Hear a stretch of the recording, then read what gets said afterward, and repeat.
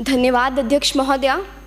किसी महान व्यक्ति का कहना था कि युवा के विकास की परिकल्पना उस वट वृक्ष के समान है जिसकी जड़ें हमारी पुरातन संस्कृति हो, जिसका तना हमारा लोकतांत्रिक मूल्य हो, जिसकी शाखाएं हो सबका साथ, सबका विकास और सबका विश्वास, युवा कौशल जिसकी पत्तियां हो, जिसे सींचे हम अपने परिश्रम से और फलस्वरूप हमें मिले विकसित विश्वगुरु Bharat.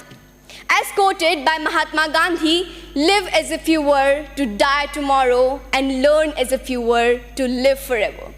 These words remind us that education is not merely about acquiring knowledge, but continuous growth throughout our lives. Do you know what Lord Macaulay once said in British Parliament? He said that it is nearly impossible to rule India, but if they succeeded in breaking our backbone, our education system, then they'll succeed in breaking our entire nation, and that's what they did, and that's what today's coaching institutions are doing. They are prioritizing rote learning over true understanding, thus reducing education to a mere race for marks.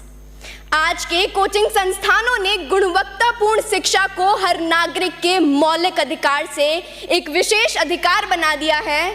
चिंतित माता पिता की नज़रों में ये coaching संस्थान पैसा छापने की मशीन बन गए हैं जो छात्रों और अभिभावकों की असुरक्षाओं पर गिद्ध दृष्टि लगाए हुए हैं।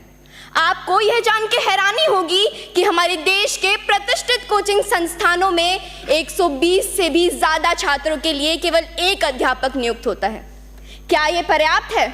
साथियों, याद रखिए, संघर्षों के साए में इतिहास हमारा पलता है। जिस और जवानी चलती है उस और जमाना चलता है। हमें ज़रूरत है मजबूत नियम बनाने की ताकि यह कोचिंग संस्थान पारदर्शी रूप से संचालित हो और छात्रों की भलाई को प्राथमिकता दें।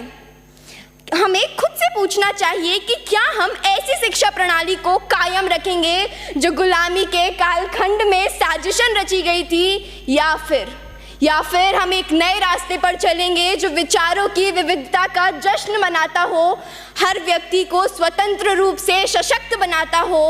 अंत में मैं बस यही कहना चाहूँगी कि वसुधा का नेता कौन हुआ, भूखंड विजेता कौन हुआ, अतुलित यशक्रेता कौन हुआ, नवधर्म प्रणेता कौन हुआ, जिसने न कभी आराम किया, विघ्नों में रहकर काम किया, विघ्नों में रहकर काम किया। जय हिंद, जय भारत और धन्यवाद।